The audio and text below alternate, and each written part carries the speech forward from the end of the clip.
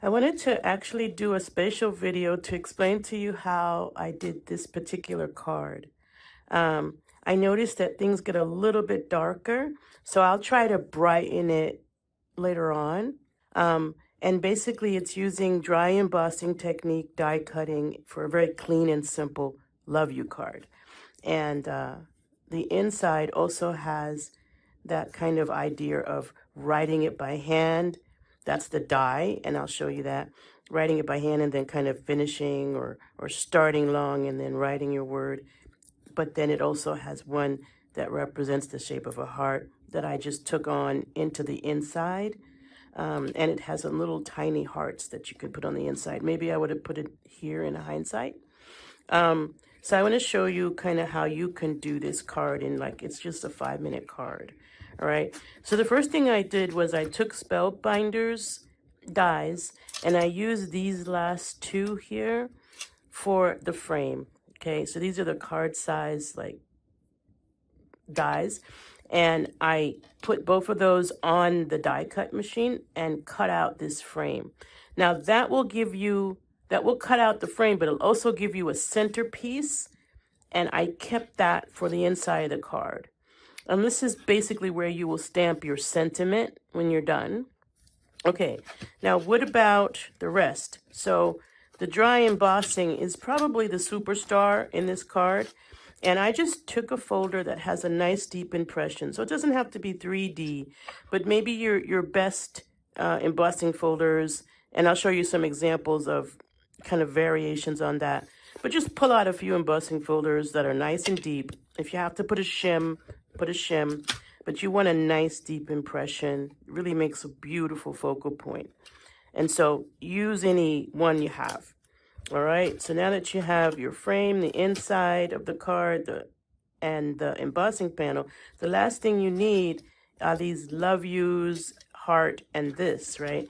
And that comes from a Spellbinder set called Sneaking a Kiss.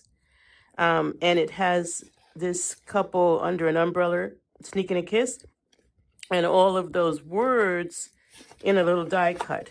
So I cut them out of red linen paper, and that resulted in this.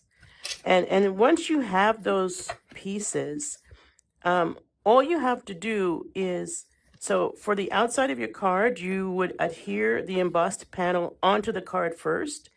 Then you would adhere the love you. Just leave a little bit of space on the edges, but make sure that underneath the frame, it goes all the way across. And then adhere the frame on top of all of that. Once I did that, I opened the card, put the inside of my frame on the inside, which will hold my sentiment or my love note, and then the heart line and maybe another little heart inside. Like I said, I might just move that over here. And basically that's the card. Now I wanted to show you some variations that I have done. I did these two. So this one is more square. And I just used a rub-on that says always and forever. But you may notice it has color. So what you can do, and here's some more dry embossing I did with a big folder. So you can use all your different size folders to make different panels for your cards. But you can ink, you can use some stamps, you can actually add color, or you can leave it blank. In these cases, I did some inking and embossed it with the ink so that it kind of gave, what do you call that? I forget what it's called. But it kind of gave an impression that it was like made like that. And I really like that. And I used Tim Holtz chocolate box, the box of chocolates die, to cut out the front here. And I love that it has a tiny little edge that I could put on the inside to kind of frame this. And then that is stuck on the front of the card, that whole piece, so that when you open it, the sides are the same. So that was another one that I did. And then this one here is a 5x7, so you can do whatever size you want. Same Tim Holtz heart die to cut out the front. Love that little frame. This time I cut it out in black just to give it, kind of bring it in with the sentiment that I have on here. And same kind of inking technique. I'll put a link to the video that I think Jennifer McGuire did on how to do that inking. And then on this card, I actually took that whole die from that set. So you remember this is the Sneak and a Kiss set. And I put them on the inside. I didn't quite finish this card because what I want to do underneath them, like as a ground, is I want to take this one, die cut it in this shade of pink, and then put it directly under them. So the little heart will be over here, but they'll have a floor to stand on. And then over here, I might just stamp a sentiment right here to finish this card off for my loved one. So you have some choices.